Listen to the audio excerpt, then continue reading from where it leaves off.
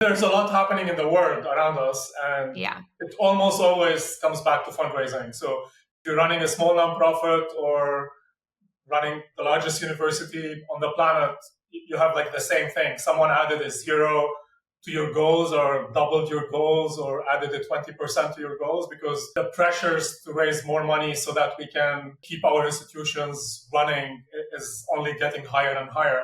And the world is moving faster and faster.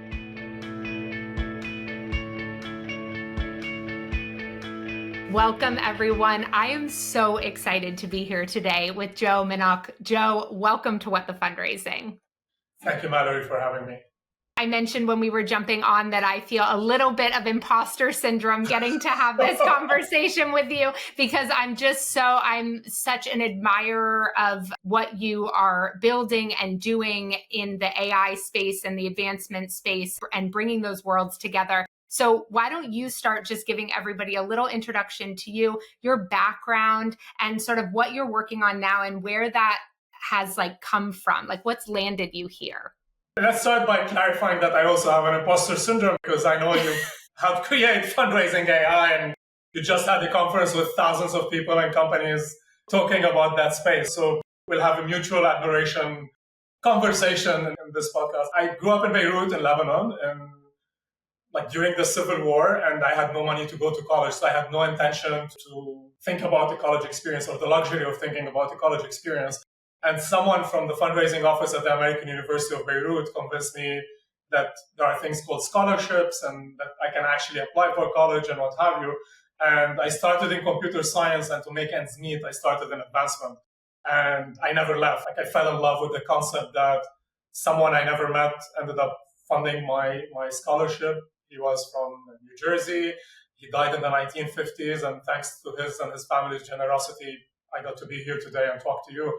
So by the time I graduated, I worked for 6 years in advancement services at the American University of Beirut, AUB. And then I made the decision to move to their frontline team. And at that time, you had to make a decision. You want to stay in advancement services or you want to move to frontline.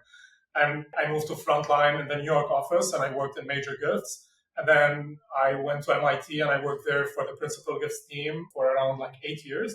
And I was managing half of the principal gifts team there. And then I came to Clark around 3 years ago, and I'm in the advancement team at Clark. I'm the vice president.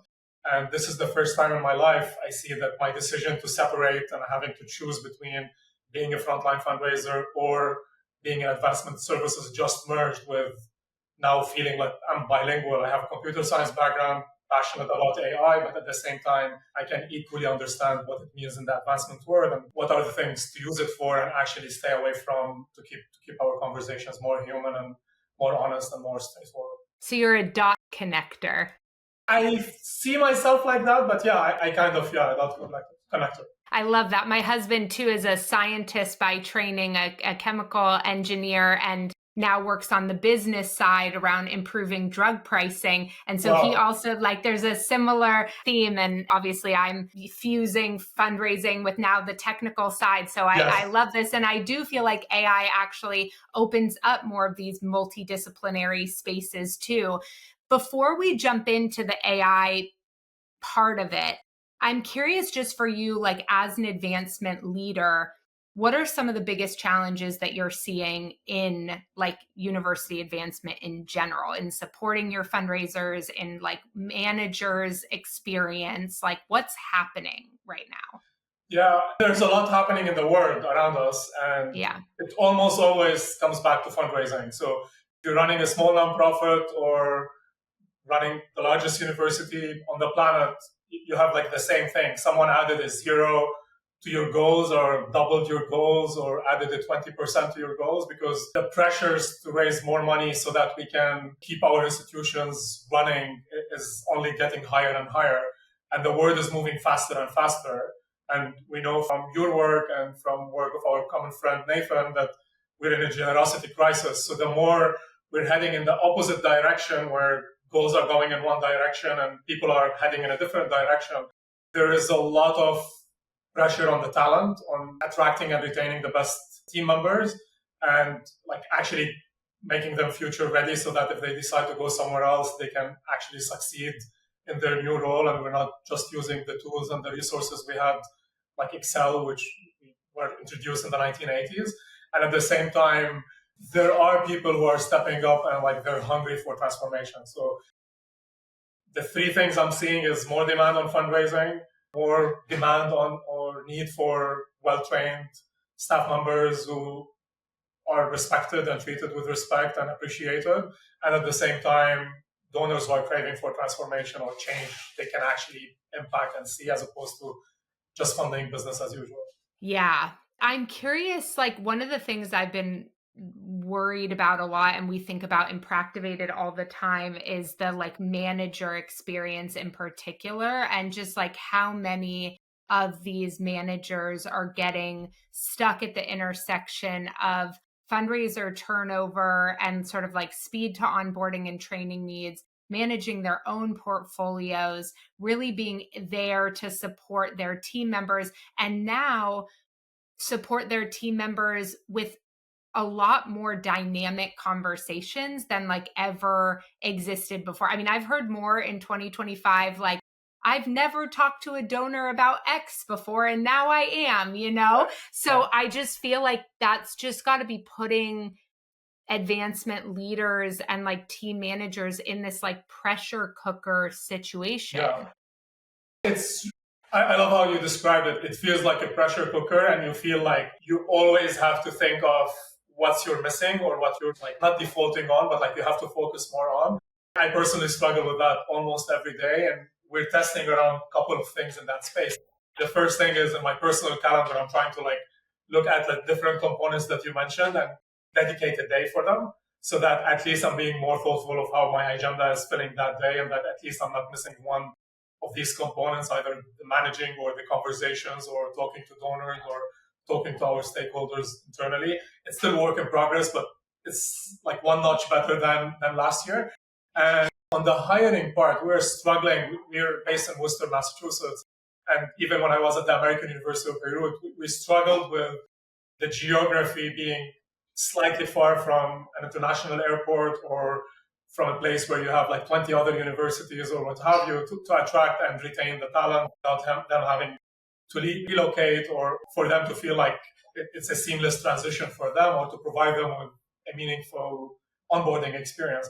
So one of the things we tested last year, and like now we're in month 16 in it, is we hired 5 fundraisers all at the same time. We gave them an experience that you all start as if it's an academic program. You all start on June 1st. You're going to have an internal coach, an external mentor. You're going to have a professional development experience for 5 years that starts with fundamentals like of the nonprofit sector, an advanced certificate in major gifts, and then an executive certificate in philanthropic fundraising to look at trends like generosity crisis, what's happening internationally in giving, what's happening in regulations, what's happening with wealth transfers and what have you. And on year 3 of that experience, they get automatically promoted if they get to do certain things during the first 3 years. So it's kind of like taking everything people were struggling with, from someone cares about me in my job, to I have a mentor or someone who's helping me with my career. I have a professional journey that like kind of moving in a certain direction that I know and it's clear to me, that I'm not a victim of a budget cut, that I was supposed to get a promotion and now I have to wait 3 more years because there's a recession, and that I have a professional development experience that is unique to me or things that I need. So we started with 5. They just completed their first year, and we're introducing technology for them with one of our partners. We work with Evertrue. And instead of managing traditional portfolios of 150 to 250 names, they're each managing 1,100 names. And that, for a small institution, is going to help us almost qualify anyone who've given $5 plus and anyone who has the capacity to give 20K plus. And then after we did that for those 5,200 names, now we're trimming their portfolios to get to a place where they can actually manage it. So we use AI to help them figure out like who to talk to. But when they're talking to them, they're sending handwritten notes, they're giving you a voicemail. It's all human-to-human interaction, and a lot of it is like actual printed material going to your house. But to do that in an efficient way, they're doing like 6 to 8 touches with each person. And they're using technology to actually enable them to do that faster than me like staring at an Excel file for an hour and a half trying to figure out where to start.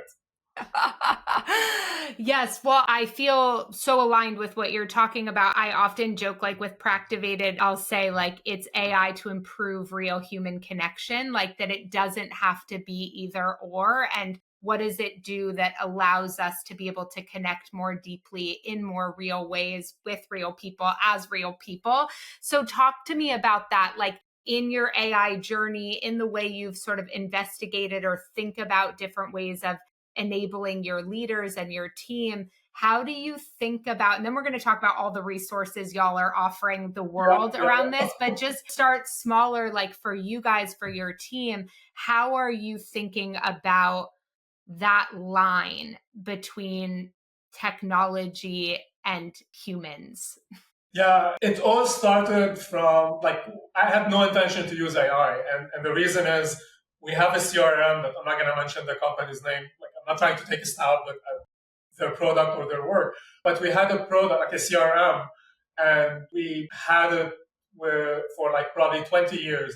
At that time they created it, it was like the best on the market, but still looks like Windows 95. And we just moved right before I joined 3 years ago. We just moved to the like kind of web version of that. And that cloud version was announced in 2013. So as a small university at Clark or at the American University of Beirut, I'm always looking at a technology that's 12, 15 years old. That's what I can afford. At MIT, we had a similar experience because as a large university, you have to wait until a campaign is over so you can do that pit stop and change your systems, because you can't have the luxury while you're racing to raise billions of dollars to like stop everything and like do a process that will take 6 to 12 months. So like I never worked in the middle where you get like to upgrade your systems and you have enough money to kind of make ends meet. So when we were planning for the campaign, we worked one of like the top consulting firms in the US, and we were like fine tuning for 3 variables. How can I fine tune technology, fine tune my budget, and fine tune human resources? So human resources, tech resources, and financial resources. And we really did great. I thought we did amazing. Obviously, it was my plan. And the board reviewed it. The president was like working with us throughout the whole experience. And then we got to present it to the board. And it was heavy on human, like hiring more fundraisers, heavy on the human experience, and not doing much with technology, like keeping an eye on AI. And then the president asked me literally, it's like, are you going to be proud of this campaign when it's over? And I went in a very technical mode. I was like, it's going to be double the amount and half the duration. That's a 4X campaign. Don't worry, I'm going to be extremely proud of it. But he said, like, but is this going to be also the best version of a campaign that we can afford right now? And he said, like, take your time to think about it. If you think it is, let's execute. But before we start executing our plans that we all worked on, let's just pause and like just think about that. And if it's a yes or no, I don't care. We can go ahead. So at that time, I went to a conference just similar to your experience starting Fundraising AI. So I went to a conference where everyone is asking that question. And it was the first time it hit me that my background is computer science and advancement. So when we came to AI, to answer your main question, is we came to it in how to enable the fundraisers. How can we give the best experience we can for people, since they're used to the Amazon experience when they buy things, they're used to like getting things in minutes, they're used to having like technology is kind of out of the equation. It should be like a default at this point. So it felt like things are moving really fast for us to get one software or one answer. And we ended up creating the advancement lab. So it was a lab for us to experiment with different things, try different tools, and keep up with technology. And it's an opportunity for us to prepare our team and others to be future ready. It takes the form of an online course for free, or a micro-credential they can take with the School of Professional Studies, or for our team, we do our own internal training and tools that we're producing. But it genuinely started from the president's question to say, is this the best version of ourselves? And are we giving our donors the best stewardship or the best cultivation we can? And the answer was absolutely not when I got to see it from that perspective. Wow. Okay. All right. He's not an easy boss to hang out with. Oh my gosh. Very tough questions. I mean, I was thinking what a tremendous leader act. Like my first thought when you said that is to hear, I've got your back, I'll support you, but I'm also here to ask the hard questions and 100%. To allow you to throw away the plan And I actually feel like in the age of AI, we need so many more leaders like that, because I can't imagine everything that you putting that proposal, that plan. And it is so easy at that point for leaders to just either green light it because there's already been all this costs to putting that together, and to just say let's ask this question in this moment before we put in a whole bunch of other resources. I just love that. Anyways, love that leader, whoever you are. David Christian, the president of Clark, he's genuinely someone that inspires the hell out of me. Not because he's my boss. He's very difficult as a boss. He asks those questions and I have to throw everything back to go back to square one. But yeah, wow, amazing. Well, okay, so this brings me to an interesting question, sort of as you're thinking about, so you're starting to bring these pieces together, the human enablement, the AI components of it, and then there's all the ethical concerns, right? So it's interesting because I feel like there's so many layers to how we think about AI when it comes to fundraising. There's the AI that enables the fundraiser. There's the AI that automates something to the donor. There's the ethics related to the fundraiser enablement. Yeah. There's the ethics related to the donor touch point. There's the ethics related to the underlying technology and the environmental, global, social concerns associated with that. So how do you, first of all, as you're starting to ask these big questions, just not get paralyzed in the levels of nuance here? The first question that I had to struggle with, when I started, because the paralysis goes in either way. You see a tool and you're not sure if it's ethically okay, and you see an ethical framework and you're not sure if it's going to get you to actually get anything done. And unlike going to the cloud 15 years ago, we didn't have those thoughtful conversations back then, or at least I didn't do that in two organizations I moved to. And one of the things that happened in one of my previous jobs is we were looking at due diligence and we're looking at frameworks around what is a gift that we would accept, how we would accept that gift, where do you draw the line on donor interference and what have you. And we ended up with an internal framework. And the first thing I learned is that framework doesn't work for other institutions. It's very institutional specific. So places like Fundraising AI and your work there kind of help us get an overarching umbrella. But then for each institution, they have different bars or different guardrails they have to put that relates to their culture. So the first thing I did, I went on the lowest scale and the highest scale. I wrote down my own personal experience with this, what I am accepting, what I think is a red line for me as a person. So I wrote a personal position statement. And that's something that stays with me. I don't share it with anyone. I update it only once. And so far, I've been true to it. I think the only time I violated it is when I created an AI double of myself. And I said that I would never use it with donors, but I used it in a training course. But aside from having one AI double of myself, I stay true to that. And in it, AI double goes into my personal values that I personally wouldn't use it, but it doesn't go into the unethical overall behavior. So in other words, as a leader in advancement, if someone on my team or a colleague of mine wants to use it, I will actually help them and enable them to use it because that's their personal choice.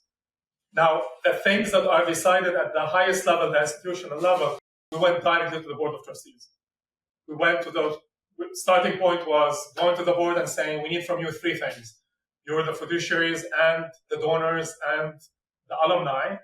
Define for us, are you okay with us using AI or not?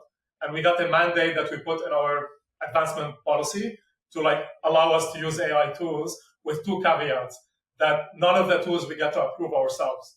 So currently, if I want to use a CRM, I get to approve that proposal myself. We get a bid, we have a committee internally in advancement, and we get to pick the best product. We get, of course, finance to weigh in. If it's something related to human resources, HR would weigh in, and IT would weigh in. In this case, every time we're using an AI tool, we give it away to a group of administrators and people who represent the faculty, and collectively they decide if they're comfortable or they think Clark is comfortable with using that tool. So we get to scout tools, make the best case for them, but similar to gift acceptance, it's not something that lies with us. So that protects for the tough questions and the gray area. And sometimes you see disagreements on some tools and we put it on hold, or we decide to go with the things that are easier. And then once a year, because we're still within the same framework of administrators, once a year, we have the board of trustees, the advancement committee, review all the tools that we used and kind of run an audit on that. And if there's something that they think there is a risk, they will run it by the risk and audit committee and make sure that or they're comfortable with it or they're tracking it. So we did that like personally at my level, and we started with the board, and now like kind of everything in between is being set up over the past 2 years, from staff readiness, their own values, because if one of them has an issue with one of the tools we're using and they don't think all of us at Clark should use it, we need to have a very long conversation on that, because that's a tool I'm forcing them to work on and I can't do that. So I need to make sure that every single person joining the team is comfortable with the tools, or that I'm arranging for an alternative for them to fit their values. Okay, so you're hitting on this really incredible tension, I think, the relationship between values and ethics. Yeah. I think that a lot of times we are too quick, and I'm not saying that the ethical side of it is not really critical, but I think oftentimes we feel a value conflict. Yeah. And we say this is an ethical issue with AI. How do you, because I think that example of I want to call it a doppelganger, but it's not He's way better than me. He has less accent and like that doesn't make him better. Oh no, please. Nobody wants that. No. I'll take the real Joe any day. But I'm curious, like, how do you, because it sounds like that comes up on your team, like if they don't feel a personal value alignment, like how do you ensure that something doesn't become, that it's clear that, okay, we hear you, that there's a value like component here that we want to talk, we want to create space for, and it doesn't elevate it to an ethics conversation around the technology? How do you separate those things? So far, we don't have a framework for it. And I loved how you put them as values and ethics, as opposed to like the way you clarified it, or like you kind of framed them. I really love that. I'm going to start using it more frequently and think about it from that lens. One of my favorite books is this guy behind me, Ron Shea. It's called Know What Matters. There are lots of frameworks that I use from that. I literally use, like, I have it behind me because I did the chapter again once a week. And one of the key things to doing anything, like he's the founder of Panera Bread and Obompa, he's like the main investor in Tate and Kava and what have you, is he looks at the concept essence.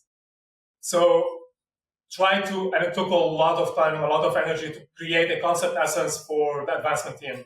It's like, what kind of brings us together? What kind of experience people should feel when they meet us? What are our shared values? And when we're hiring someone, you want them to be like aligned with that. And then we can disagree on like the ethical conversations, because what you think is unethical or I think is unethical, like it's like you go back to the Supreme Court on things that are legal, even legal issues that seem like black and white. Sometimes you have like to arbitrate or have someone mediate and get you to an answer that we collectively have to live by, at least for a period of time. So when we're having conversations, if I feel like there's more than one person who like have an issue with it, sometimes I just put the whole tool on hold. But when it feels like it's about values, I always assume that if those are your values that are being like affected, you're not going to be yourself or comfortable working here.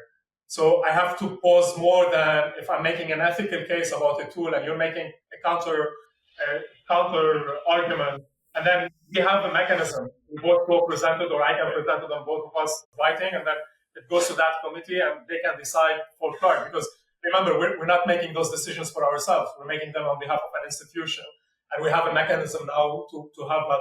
So the values part, I would lose more sleep on than the ethical part, because the values part is how it impacts your well-being as a person, while the ethical part, it's a decision. Sometimes we have decisions to be made in an institution. The same decision, if you go to another institution, they might accept it or reject it based on their values and their shared experience and what happened to them in the past 2 to 3 years.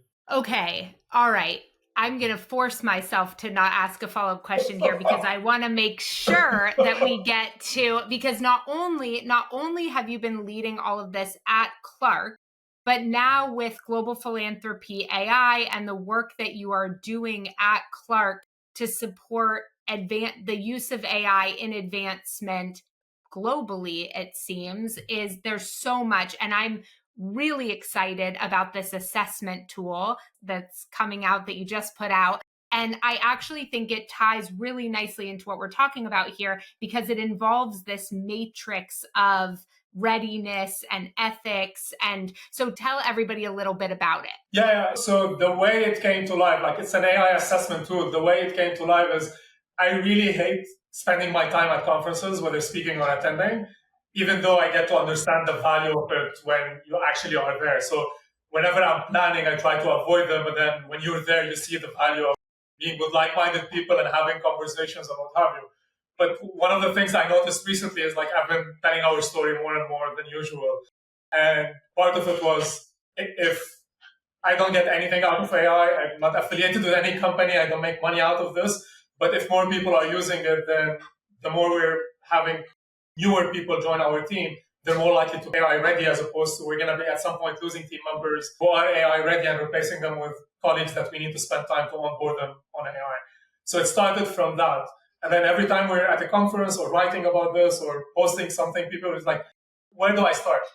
Like, or I'm way advanced than you. There's like at least 6 or 7 organizations that are doing phenomenal work, and they're more advanced than us in different ways. And I'm sure there are a lot more, but those are the ones that I know.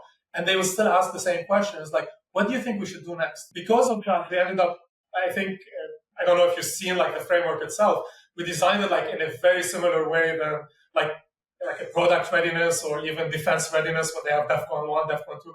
The idea is to make it as simple as possible, that there are 4 or 5 stages, 4 on the readiness, like AI readiness in terms of data, your team, etc., and 5 or 4 ethics.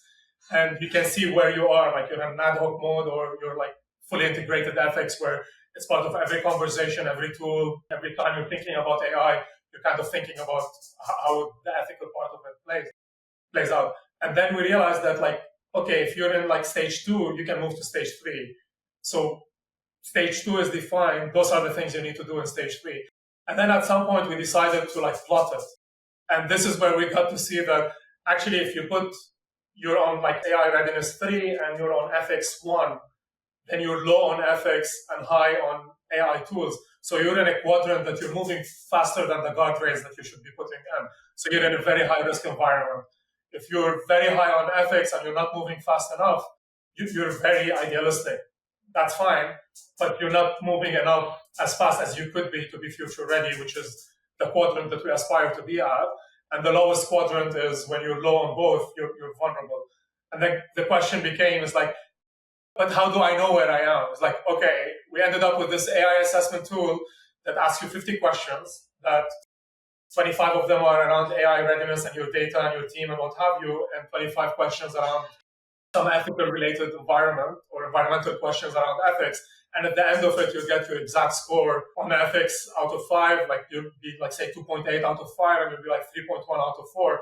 And it will tell you where you are now, what does that mean to you, and what's like an expected 90-day journey for you. It's like, what is the immediate next step? And it could be you move 1 step on readiness or 1 step more on AI ethics, or that you pause a little bit to solidify your wins or what you've done so far. Like socialize it more, test it more, and then like kind of in 90 days figure out what you want to do next. Okay, I'm kind of scared to ask this question publicly because it has implications for Practivated, but I'm really curious, so I'm going to do it anyway. So with Practivated, for example, yep. We don't take PII information inside. There's no sensitive donor data, and it's all internal, right? There's no training models. There's no anything like that. I'm curious about how you all think about the line, because I think I've been a little bit surprised because of the lack of AI readiness, perhaps, or over-indexing on fear. I'm not even going to say ethics, fear. Yeah.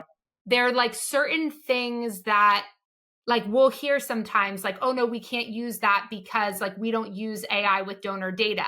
And I'm like, cool, neither do we. Yeah. But the existence of AI is enough to like activate or trigger these sort of layers. And I know like I love your ethical review process and how that gets, sent up. And I heard what you said about the CRM is a decision that your team makes. So if it's a CRM that now all of a sudden has AI inside of it, but it's not touching anything external, I'm just curious, like as you think about that matrix. Yeah. So in your instance, like you'll get automatically approved. because you're in an encapsulated environment and you're not sharing data with ChatGPT or Grok or like other models. So for something like you, it's a closed environment. We're not sharing sensitive donor information. It's automatically approved. So if I may like just share two examples. Yeah. My health insurance is with Harvard Pilgrim. So that's public. I'm just thinking through like both of them are public businesses. And my 401k is with TIA CREF. When we started the AI conversation, both of them were hacked. So all my medical record was hacked or was vulnerable. It's an internationally known company. It's not owned by Clark, but like we're a client. And my investment portfolio and how I think about my 401k, which is a small amount, but still my pattern of how I move things around, it's there. Both of them are not related to me using AI. I'm not getting AI recommendations on me benefiting to see that actually those symptoms I'm getting on a regular basis for this particular infection or disease or whatever you might have is actually a rare disease that only 1 in a million people have. An AI model can predict that based on the millions of people who have the same insurance or are on the same platform. And I'm not getting any AI-related investment recommendations. What's happening is my data is on the cloud and someone stole it and now they're using AI to better understand me, but I'm not getting that courtesy or the luxury of using those AI tools myself. So our fear of AI have got us to a place that actually if you're using a CRM or anything that's on the cloud, if you're worried that like Google is going to use my Google Drive and model it, like even if I don't trust them, I couldn't put my data there. That's the cloud question. That's not an AI readiness question. So that's one. And the second thing that I noticed is you see like data from 2 years ago, I think, or a year and a half ago from BCG, Boston Consulting Group, where they talk about like half of their team, they did the survey where they did half of their team use ChatGPT, I think 4 at the time, and the other half did not use it. And they tell you about 20% more efficient and 15% better quality and what have you. I forgot the exact numbers, but it was within the range of 10, 20% on each different. And then you see a similar survey done this April by Procter & Gamble, completely different industry, same methodology. Half of the team used ChatGPT and the other one didn't use it. And in some cases, an AI-enabled human, a human who has AI capabilities or AI tools they can use, are almost 2 FTEs. So when I'm evaluating the ethics of using a tool, I sometimes also evaluate the ethics of not using it. Because I'm a nonprofit. And if I can give you double the efficiency, or I can do something like I can do double the work with the same staff that I have and give you double the experience or steward your money in a better way, you deserve that treatment. This is like public trust as opposed to like, I'm trying to make more profit or I don't want to take that risk. It's like, yes, those are very important. And I would never take a risk with donor data. But also when I'm evaluating if I should use AI or not, I should look at the ethics of not using it. I mean, I think I really appreciate that like framing, because I do think it's been interesting. I got involved in fundraising AI because I was very afraid of AI. Like I never thought I would be doing what I'm doing today. And I would say that I'm doing it with a very hefty amount of skepticism, fear, discomfort, all of those things. And I think it's been really interesting because my background in sort of like nonprofit leadership has been more in the like, it has been in the environmental space for years. And it's been really interesting watching my community's reaction to me embracing AI. And I get emails every week, like from people very concerned about what's happening to me. And the thing that I'm always saying to folks is like, listen, first of all, AI is here and it is going to change everything around us. And I think there are a lot of ways that we can decide, like I own a car too, and it happens to be a 2013 hybrid, and I'm not NASCAR racing, but I am using my most responsible version to do what I need to do to make the world a better place. And I worry that the binary way that sometimes we're thinking about, which is why I love this framework so much, because I worry that the binary way we're thinking about it is like having a bunch of people think that they can keep their horse and buggy when highways are being paved. Right. And we're not going to even have access to the infrastructure around us if we don't start to find ways to intentionally and ethically engage. 100%. I love how you framed it, because also we were once in a conference and at least like 3 or 4 people were concerned about the climate aspect of it. And I agree with them. Like, that's a heavy cost we need to look at. But then I asked, like, how many others are also concerned? 90% of people raised their hand.